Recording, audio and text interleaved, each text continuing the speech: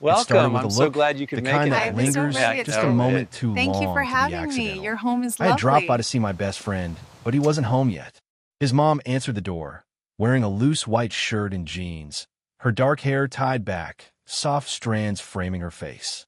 There was something effortless about her presence, calm, yet with an undercurrent of quiet authority that made me straighten up without realizing it.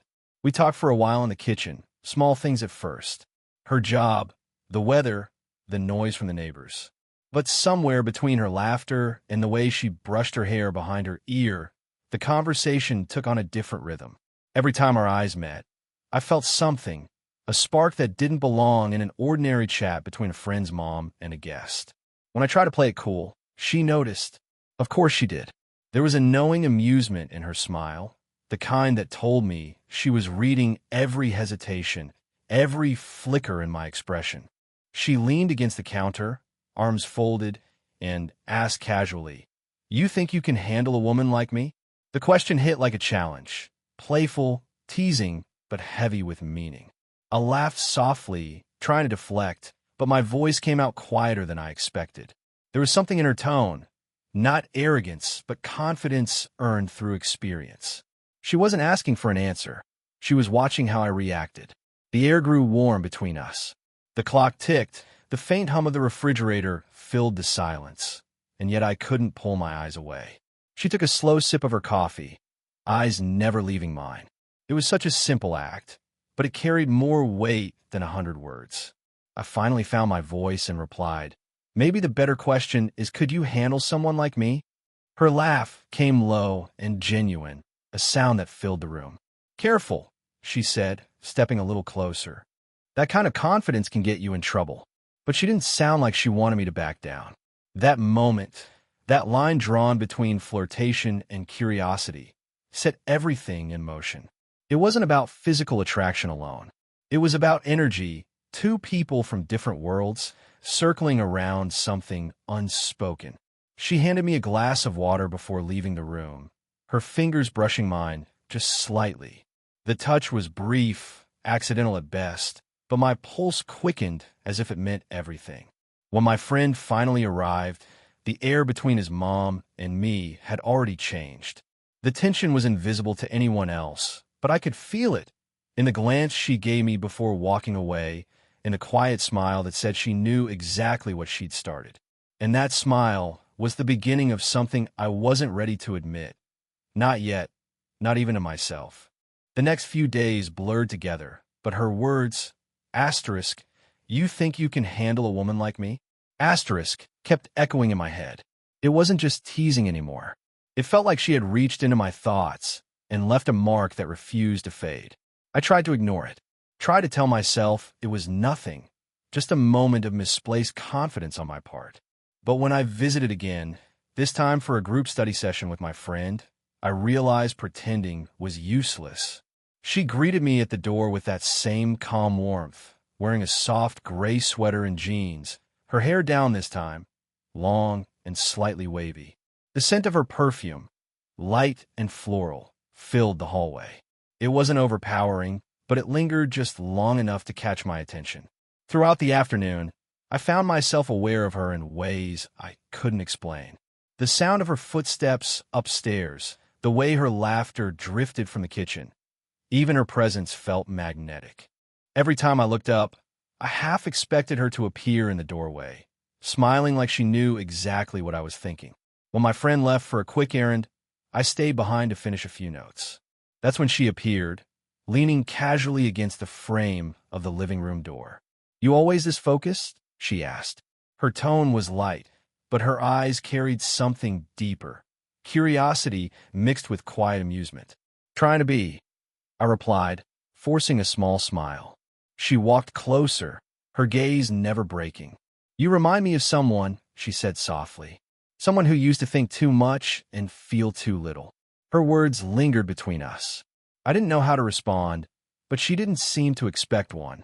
She just sat across from me, her fingers idly tracing the edge of a magazine on the table.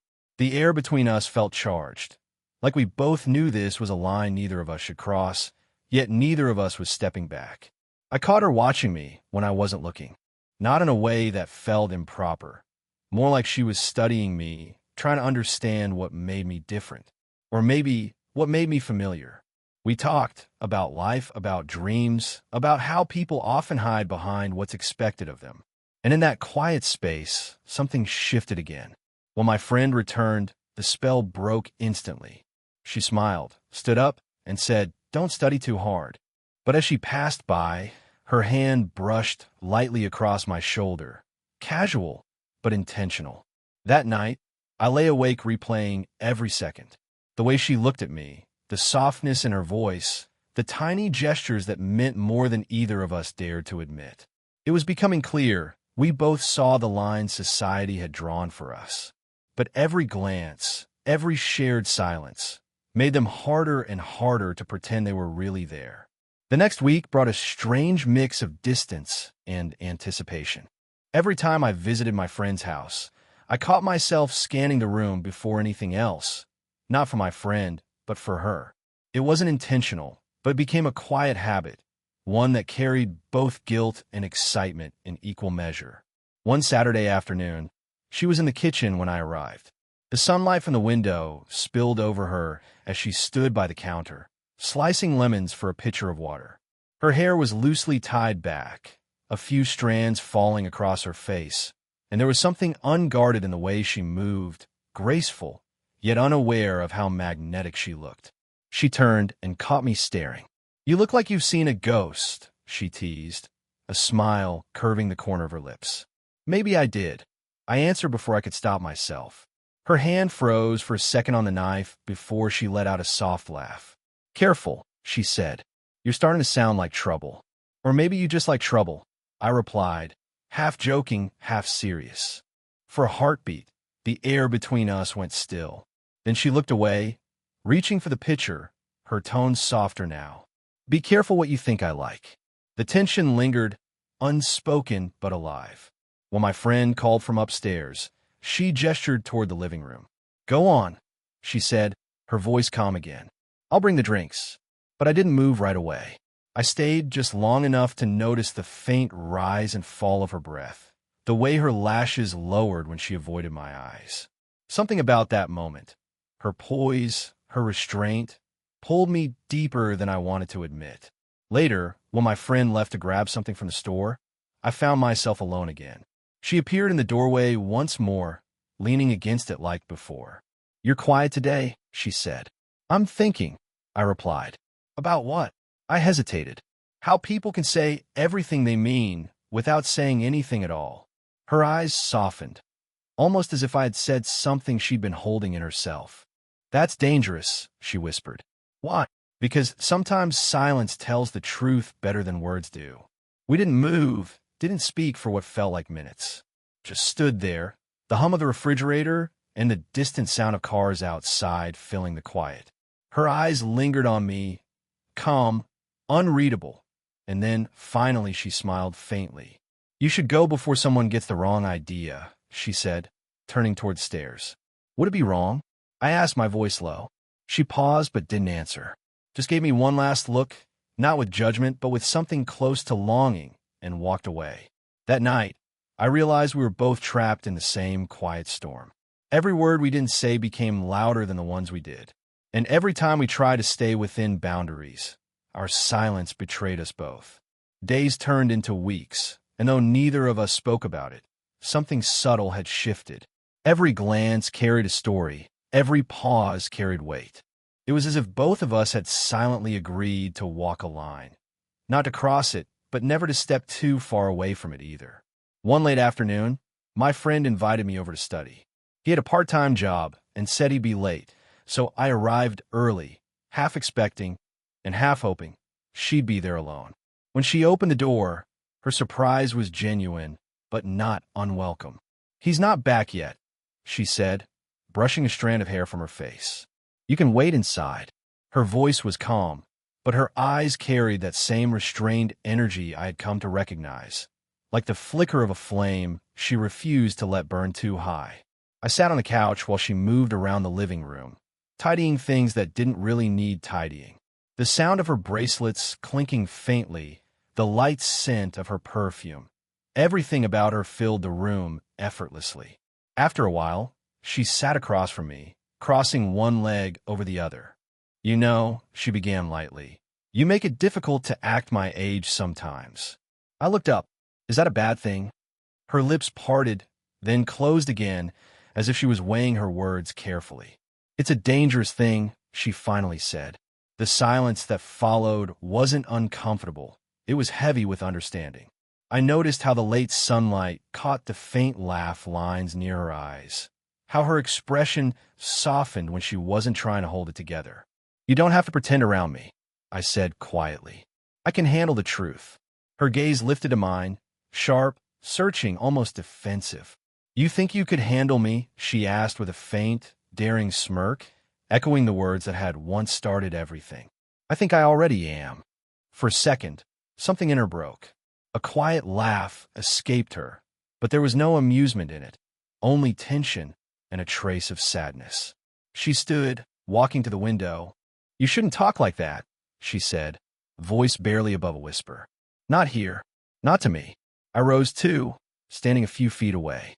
"Then tell me to leave." She turned, meeting my eyes. The air between us felt electric, fragile, yet alive. "You don't make it easy," she said softly. "I'm not trying to." For a moment, she didn't move. Then she stepped closer, just enough that I could feel the warmth radiating from her skin, see the small tremor in her hands as she brushed a loose thread from my sleeve. Her touch lingered longer than it should have. Neither of us breathed. Then, as if waking from a spell, she pulled away. "Your friend will be here soon," she said, retreating toward the hallway.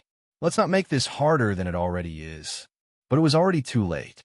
The line we'd drawn had blurred, not through action, but through feeling.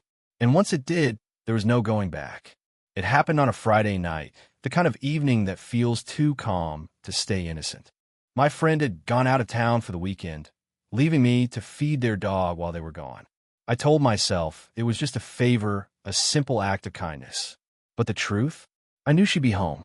When she opened the door, the house lights spilling out behind her, she smiled, tired, warm, and just a little surprised.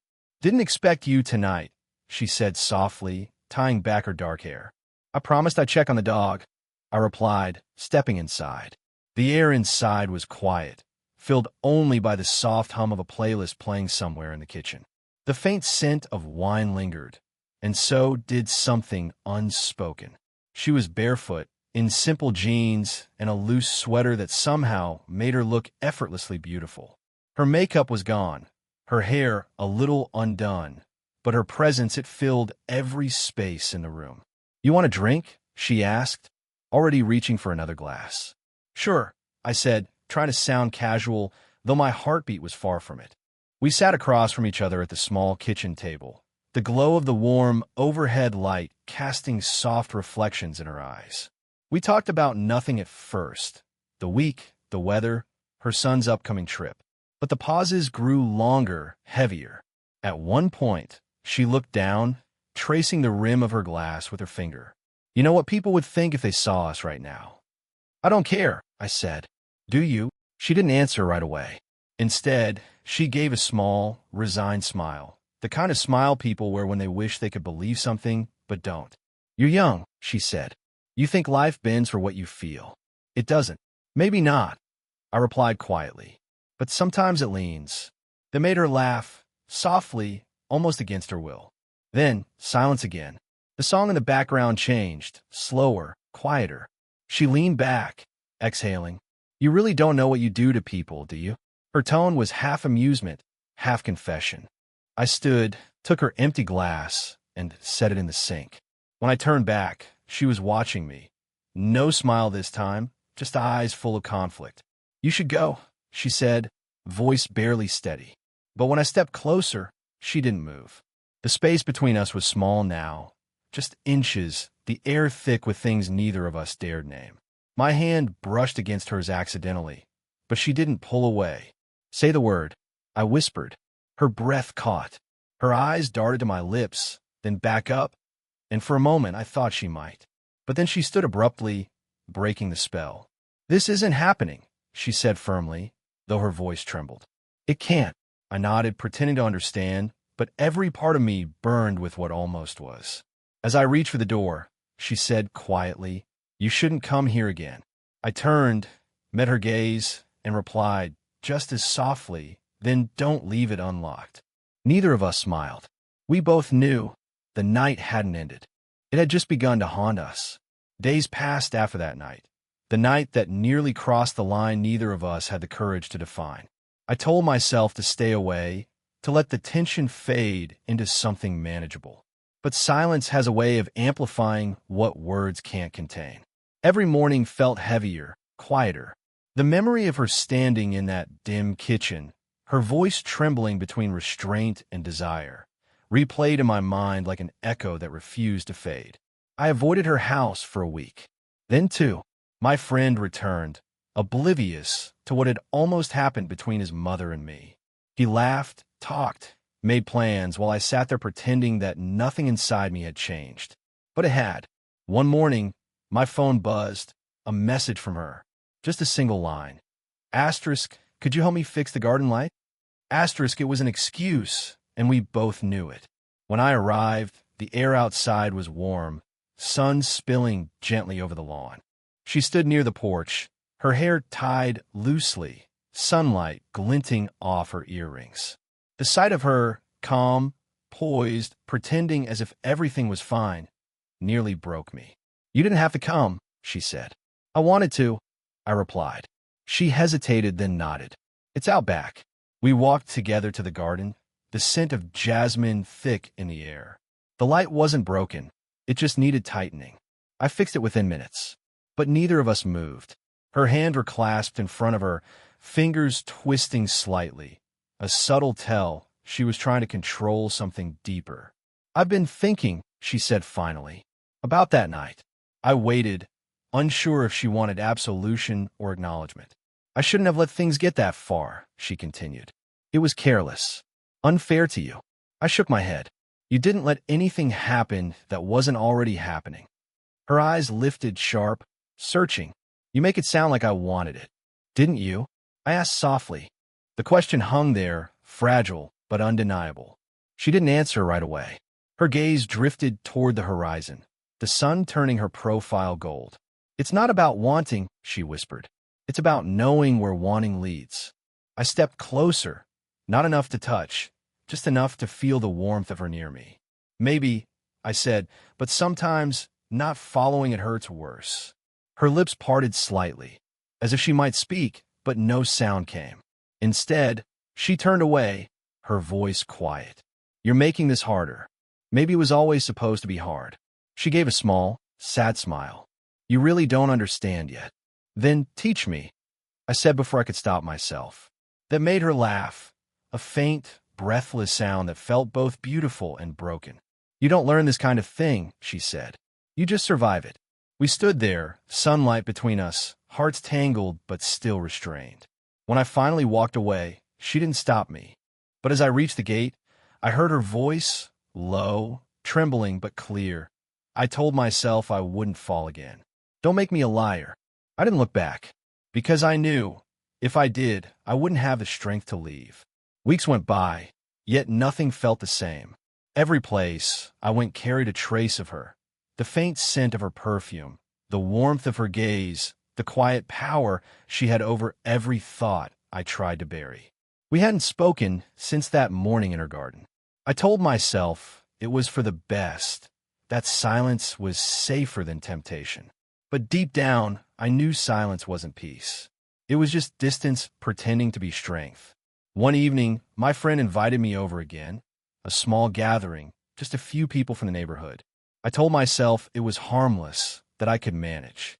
But when I saw her standing by the living room window, wearing that simple cream sweater and jeans, all that control I'd built crumbled quietly inside me. She looked up, meeting my eyes across the room. The world seemed to narrow to that single glance. She smiled, soft, careful, polite, but her eyes said something else entirely. Something only I could read. Hours passed with meaningless chatter. People came and went, and then it was just us again, the way it always seemed to end up. She stood in the kitchen, rinsing glasses, her sleeves pushed up, wrists glinting with water. I leaned against the counter, watching her in silence. "You shouldn't look at me like that," she said without turning. "How should I look at you? Like I'm someone you shouldn't want." "I tried," I said quietly. "Didn't work." Her hands stilled. The only sound was the faint drip of the faucet. "You're young," she whispered. "You'll forget me one day." "I don't think I will." That made her turn.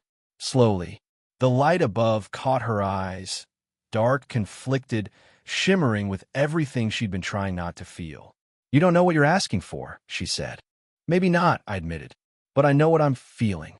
She stepped closer, each movement deliberate, hesitant yet drawn by something neither of us could undo. When she stopped in front of me, there was barely an inch between us. Her voice was soft. "You make me remember what it's like to be seen. And you make me forget everything else." Her hand lifted, just slightly, and brushed against my chest, a touch so light it felt like memory more than motion. But it was enough. Enough to undo every wall we'd built. Then she whispered, almost to herself, "This can't go on." "I know," I said, "but tell me to stop, and I will." She looked at me for a long time, her breath unsteady, her voice trembling. "That's the problem," she murmured. "I don't want to." The room went still. The air between us felt alive, trembling, fragile, waiting for one of us to break it. And then the sound of a door opening broke the spell. Voices entered from the living room. She stepped back quickly, eyes wide, cheeks flushed. "Go," she whispered, almost pleading. I hesitated, then nodded. As I turned to leave, she said softly, "You were right." I paused. "About what?" Her eyes met mine, full of regret and longing. "It's not that I can't handle you," she said. "It's that I don't want to stop trying." That was the last thing she ever said to me. But even now, I can still hear her voice, soft, defiant, and unforgettable, in every quiet moment that reminds me of her.